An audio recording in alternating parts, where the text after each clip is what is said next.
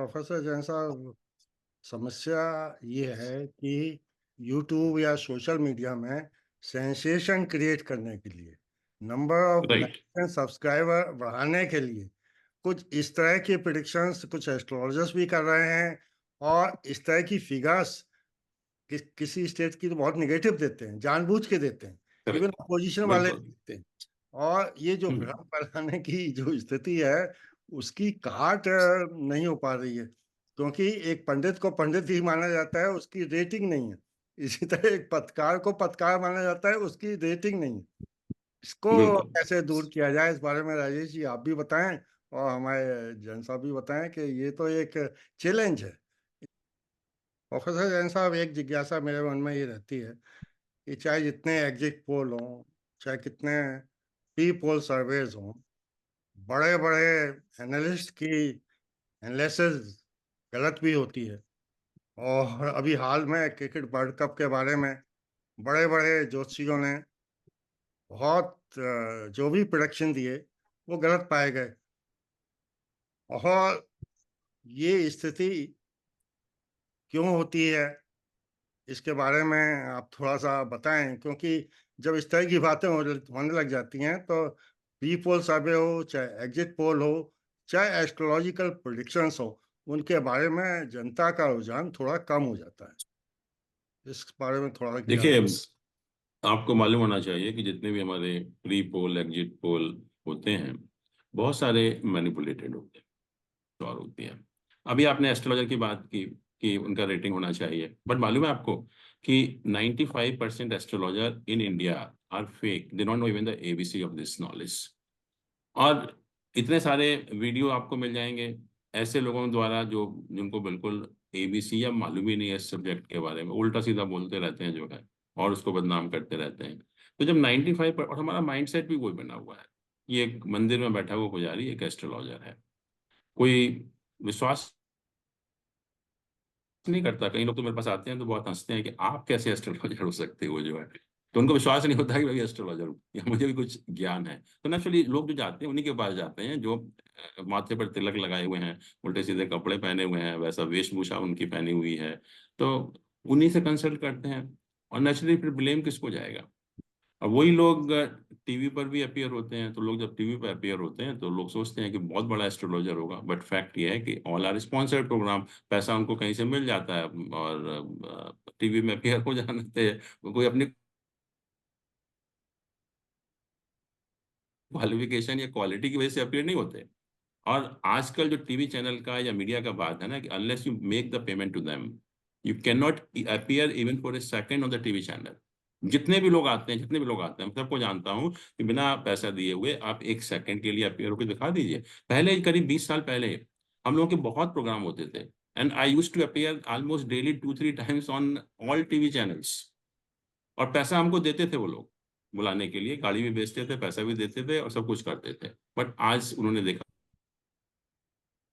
कि हर लोग पैसा दे सकता है, तो करप्शन सब जगह हो गया वहां पर। तो उन्होंने कहा जब पैसा दे सकते हैं ये लोग तो बिना पैसे के हम क्यों अलाउ करें। तो इसीलिए जो क्वालिटी आ रही है वो खराब होती चली जा रही है। और पब्लिक को आप दिखाओगे वही पब्लिक मानेगी।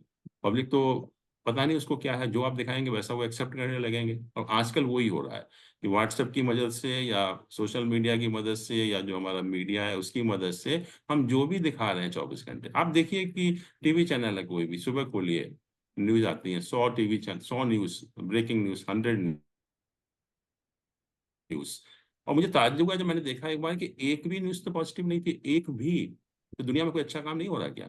दुनिया में कुछ लोग अच्छा काम नहीं कर रहे हैं कि सभी बदमाशी करने में लगे हुए हैं? और इतना नेगेटिविटी फैला दिया लोगों के माइंड में कि हम लोग उल्टा ही सोचने लगे हैं सब कुछ जो है। तो जब तक ये सब चीजें ठीक नहीं होंगी, अब सुबह से शाम तक इतनी नेगेटिविटी आप देखोगे तो आपका माइंड कैसा हो जाएगा।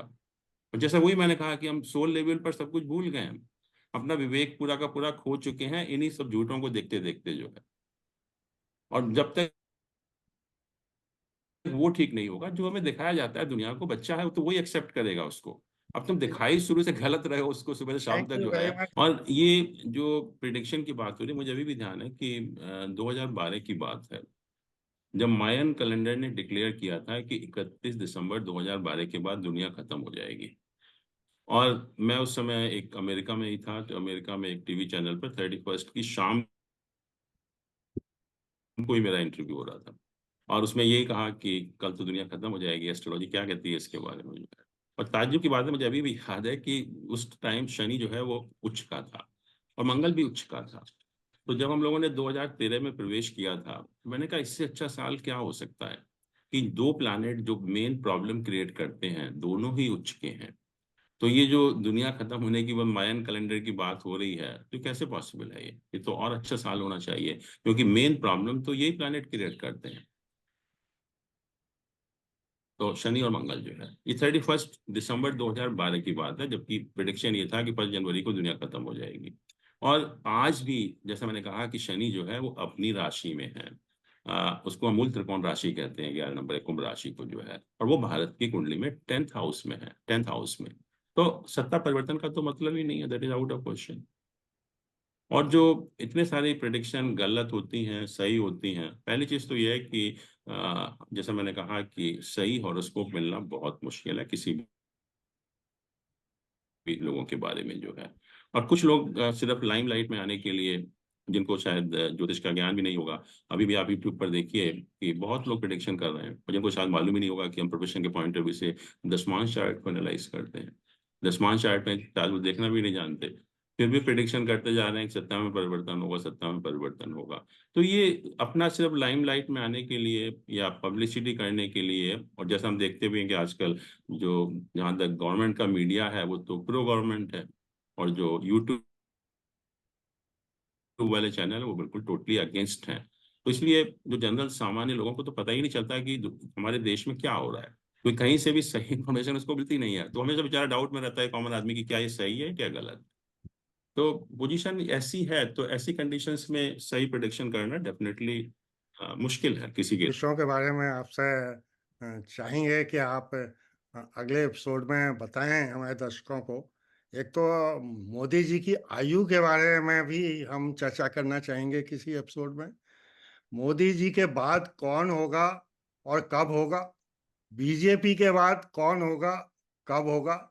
इसके अलावा, क्योंकि 4-5 सप्ताह में इलेक्शन होने जा रहे हैं, तो मैं चाहूंगा कि हर सप्ताह राजेश ओबराय जी, अगर अगर आप सहमत हों, तो 3 बजे एकदम हाँ, बिहार के बारे में, यूपी के बारे में, महाराष्ट्र के बारे में और वेस्ट बंगाल के बारे में, ये 4 बड़े क्रिटिकल स्टेट्स हैं जो 400 पार होने भी दे सकते हैं और नहीं भी होने दे सकते हैं। इस पर चर्चा की जाए तो मैं समझता हूँ कि दर्शकों को अच्छा लगेगा। Over to mister Jain.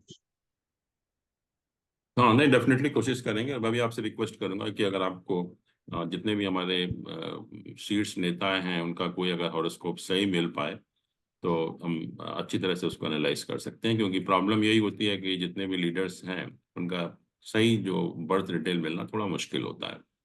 आपकी उपस्थिति बहुत ही अच्छी रही और अच्छे डिस्कशन किए। अगली बार प्रोफेसर जैन साहब ने सहमति दी है कि हम बाबाओं के बारे में भी चर्चा करना चाहिए। जैन साहब को इस चैलेंज को तो किसी तरह से सॉल्व करना ही पड़ेगा। सुधीर जी, ऐसे ही चलता रहेगा, कोई सॉल्यूशन नहीं है जी। इस चैलेंज को पब्लिक ही सॉल्व कर सकती है, जब तक हमारी पब्लिक जागरूक नहीं होगी। हम शायद, मेरे ख्याल में सभी लोग अपना विवेक बिल्कुल खो चुके हैं। गवर्नमेंट एजेंसीज हो, पॉलिटिशियंस हो, मीडिया पर्सोनल हो, ये क्या आजकल, हम कभी सोचा आपने कभी उनका कहीं आत्मा उनकी कहाँ पर है? वो भूल चुके हैं कि हमारी आत्मा भी कोई चीज होती है। सोल लेवल पर हमारा क्या हो रहा है, कितना पतन हो रहा है, लेकिन चला जा रहा है क्योंकि माहौल ऐसा बना हुआ है। और जब माहौल इस तरह का बन जाता है तो नेचुरली, अब जैसे गवर्नमेंट मीडिया है, हम टीवी चैनल देखते हैं, और मैं तो कहता हूँ कि ये क्या है, जो पहले आप देखिए जर्नलिस्ट कैसे मतलब अपना पब्लिक को जागरूक करते थे चीजों के बारे में। और अब तो ये क्या है, भांड जैसे कहते थे ना पहले, वो बिल्कुल इनका रोल वही हो गया है एक्चुअली में। और बड़ा ताज्जुब होता है कि सब ने अपना बिल्कुल जो जमीर होता है वो साथ बेच चुके हैं सारे के सारे। जो तो पब्लिक ही ठीक कर सकती है, पब्लिक थोड़ा जागरूक होगी, पब्लिक थोड़ा सा कुछ से होगा पब्लिक का, तभी होगा। बट वो भी नहीं है, क्योंकि आप देख ही रहे हैं क्या कंडीशंस है। डिफिकल्ट थिंग्स टू नहीं, चेंज। चाहे लुटियन मीडिया हो ओबराय जी, चाहे गोदी मीडिया हो, गलतियां या ह्यूमर फैलाने का काम तो दोनों ही कर रहे हैं। और मुझे ही लगता है, जिसके बारे में बार बार मैं कहता भी रहा हूँ, कि ये ज्ञान नहीं बढ़ेगा। ये तो एक सिस्टम जिसको हम बार बार कह रहे हैं और आप लोग पूरी तरह से सहमत नहीं है। मैं ये कह रहा हूँ कि भाई, पंडित या पामिस्ट आपका हाथ देख के आपके बारे में बता देता है, आपकी जनपत्ति पढ़ के बता देता है। हम चाहते हैं कि राजेश राय जी का फेस हम मोबाइल कैमरे में देख के इनकी रेटिंग कर सके। और जब तक ये नहीं संभव होगा ना, तब तक ये परसेप्शन के आधार पर, अरे कितने गलत परसेप्शंस दिए जा रहे हैं। किसी का भी महिमा मंडित कर लो या किसी को भी आप बुरा भला कर दीजिए। पहले जमाने में बात विवाद प्रतियोगिता होती थी तो हम भी सुनते थे, हम देखते थे, जो पक्ष में बोल रहा है यार ये भी सही कह रहा है, जो विपक्ष में बोल रहा है वो भी सही कह रहा है। और ये तो दोनों बात तो सही नहीं हो सकती ना। सत्य तो एक ही है, या तो वो सत्य है वो या असत्य है। और सत्य असत्य अगर आदमी खुद चेष्टा करेगा तो निश्चित रूप से उसमें बेईमानी आ जाएगी।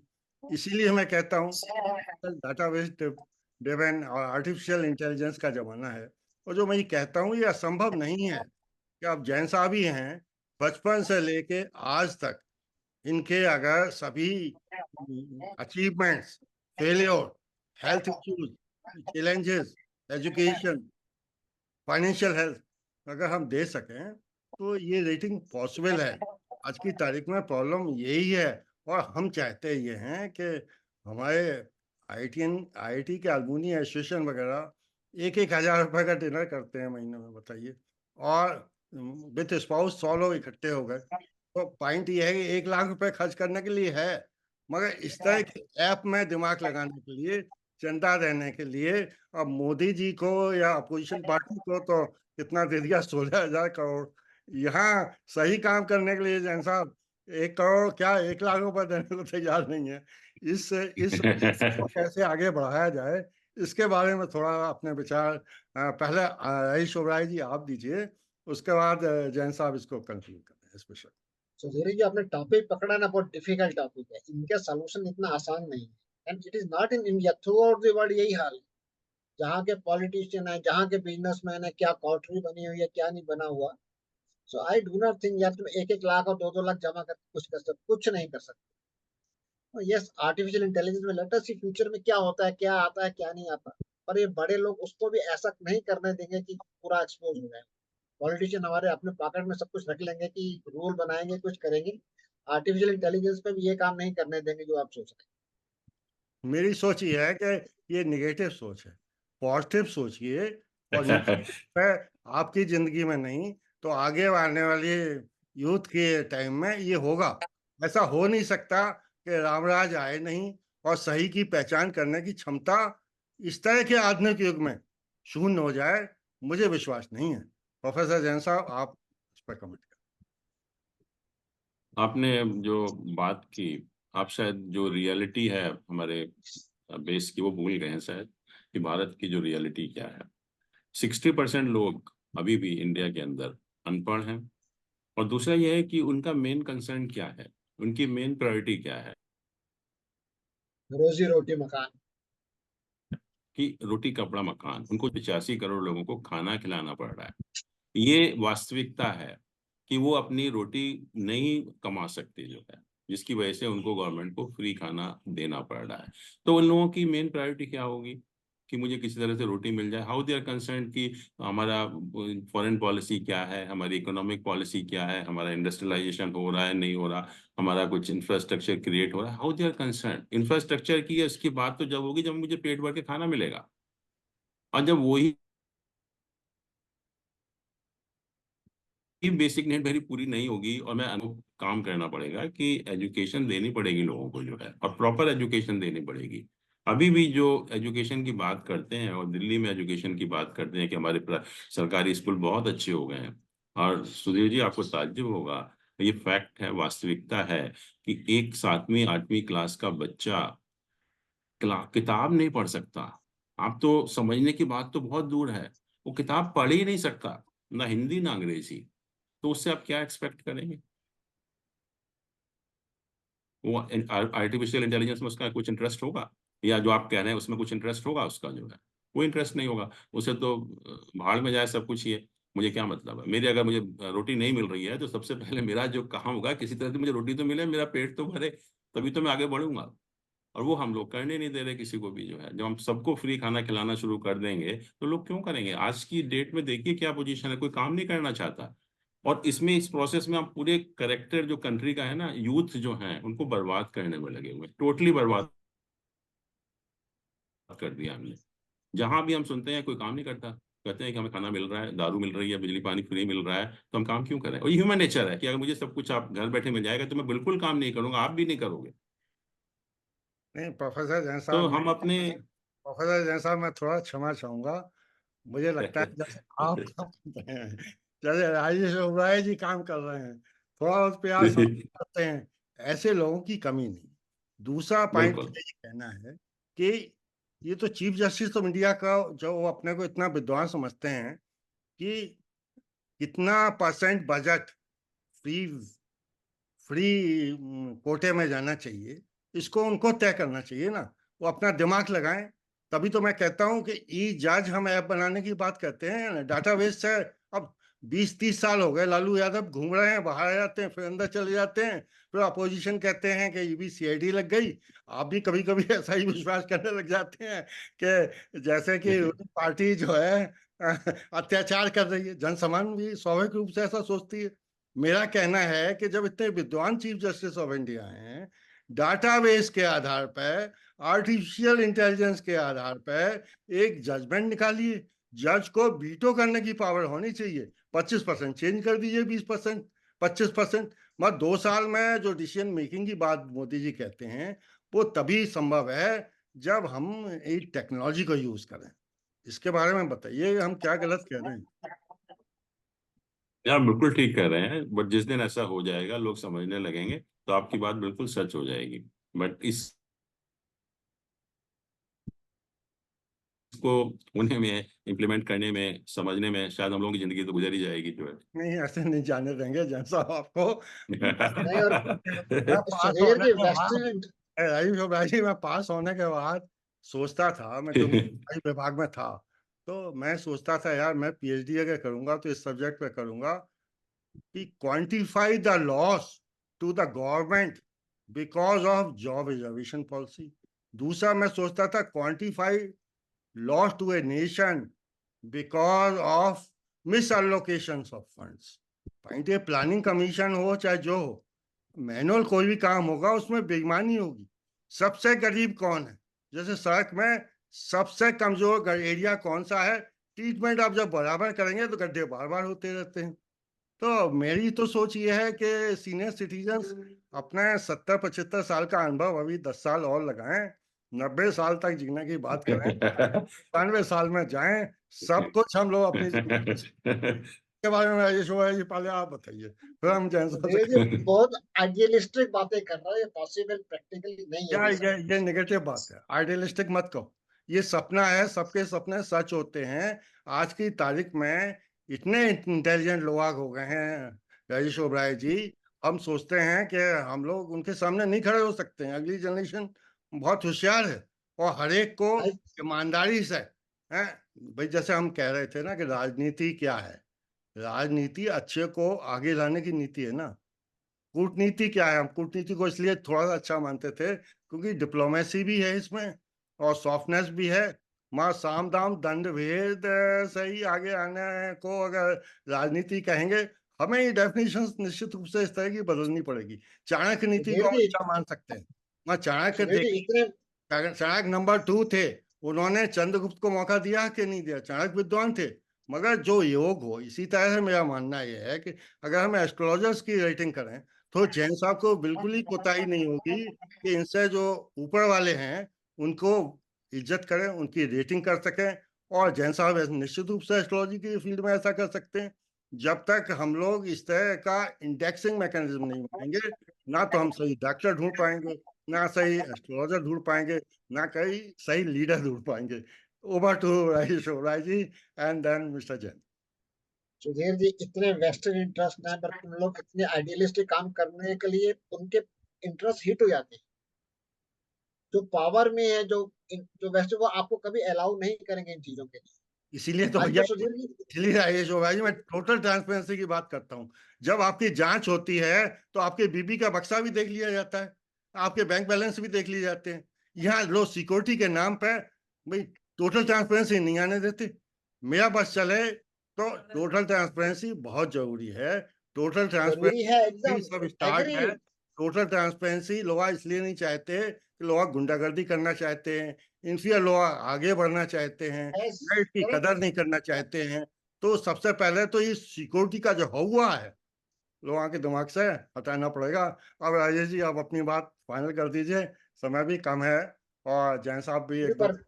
पर सुधीर जी, आप बहुत बढ़िया बात कर रहे हो, बहुत आइडियलिस्टिक बात कर रहे हो, पर प्रैक्टिकली पॉसिबल नहीं है चीजें, और हो सकता है कितनी जनरेशन निकल जाएंगे तब भी पॉसिबल होगा आई एम नहीं सो होगा, सो क्योंकि vested sorry to interest are very strong.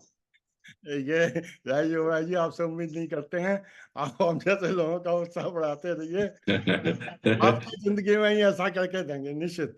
पैसे हो ना हो, पैसे की इतनी जरूरत नहीं है, हम समझते ही है कि लोग अपना इंटेलेक्चुअल इनपुट ही देते रहें, बालक देते रहें, इंस्टीट्यूट्स में जाके हम लोगों से छोटे छोटे प्रोजेक्ट भी कराते रहें, तो ये सब पॉसिबल है।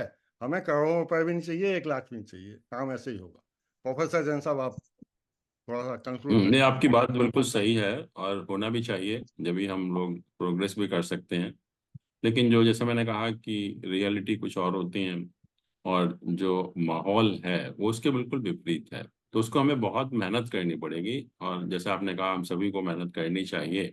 तो जिस दिन हम मेहनत कर लेंगे और जो आपका ड्रीम है वो अगर हम साकार कर पाएंगे, तो उससे अच्छी तो कोई बात ही नहीं हो सकती। उससे तो बट जैसे मैंने कहा ना कि रियलिटी कुछ